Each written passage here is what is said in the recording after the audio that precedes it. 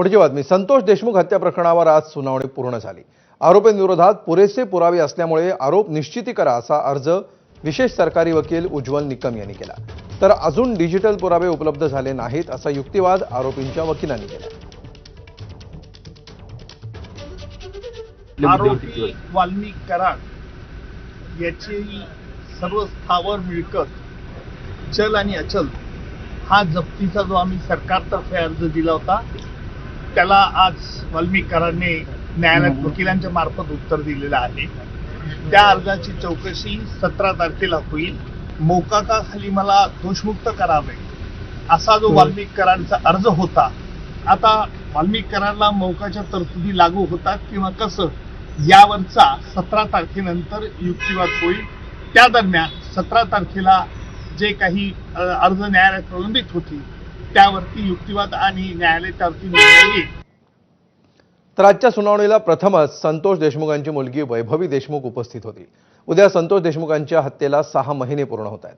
त्यामुळे लवकरात लवकर न्याय मिळावा अशी मागणी वैभवी देशमुखने केली आहे. न्यायासाठी येतील ती संकटं अंगावर झेलायला तयार आहोत असं वैभवी देशमुखने म्हटलं.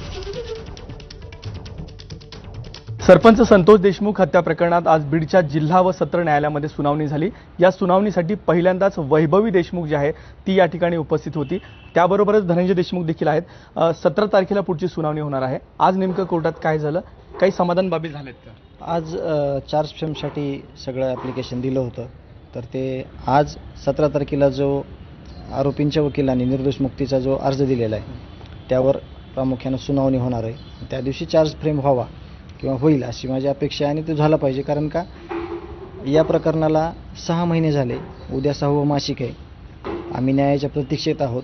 ही घटना घडल्यापासून आजपर्यंत आमच्यासोबत सगळा समाज, त्याच्यामध्ये सगळ्या जाती धर्मातील लोक आले, त्याच्यामध्ये सगळे प्रसारमाध्यमं आहेत, सगळे लोकप्रतिनिधी आहेत. ज्यांनाही ही घटना जवळून बघितली किंवा ज्या या घटनेतून गेला आहे त्यांना सगळ्यांना न्यायाची अपेक्षा आहे लवकरात लवकर, आणि आम्हालाही तीच अपेक्षा आहे.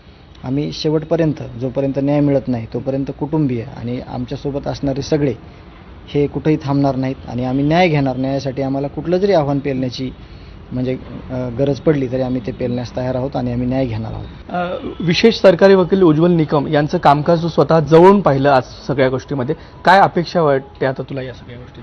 अपेक्षा तर त्यांच्याकडून आम्हाला ते नक्कीच न्याय देतील आणि आम्ही सुद्धा न्याय घेतल्याशिवाय थांबणार नाहोत. त्यासाठी जे काही संकट येतील ते आम्ही सर्व संकट आमच्या अंगावर घेण्यासाठी तयार आहोत. फक्त आम्हाला माझ्या वडिलांना आणि त्यांच्यासोबत अगोदर जे व्यक्ती होते त्यांच्यासाठी सुद्धा आम्ही लढत आहोत. आम्हाला त्यांना देखील न्याय मिळवून द्यायचा आहे. फक्त माझ्या वडिलांना लवकरात लवकर न्याय मिळावा आणि जे कोणी आरोपी तर सर्वांनाच माहीत झालेले आहेत, त्यांना कठोरात कठोर शिक्षा झाली तर ज्या पुढच्या होणाऱ्या घटना असतील त्यांना कुठेतरी वचक बसेल आणि सर्वांना या गोष्टीची भीती वाटेल की असं कोणाच्या आयुष्यासोबत खेळणं ही खूप मोठी गोष्ट आहे. नक्कीच. तर हे होतं देशमुख कुटुंब. संतोष देशमुख यांच्या हत्या प्रकरणात पुढील सुनावणी जी आहे ती 17 जून रोजी होणार आहे आणि आजही देशमुख कुटुंब या संपूर्ण प्रक्रियेमध्ये न्यायाच्या प्रतीक्षेत कायम असल्याचं पाहायला मिळतंय. कॅमेरामन प्रमोद जोशी यांच्यासह विकास माने, ABP माझा, बीड.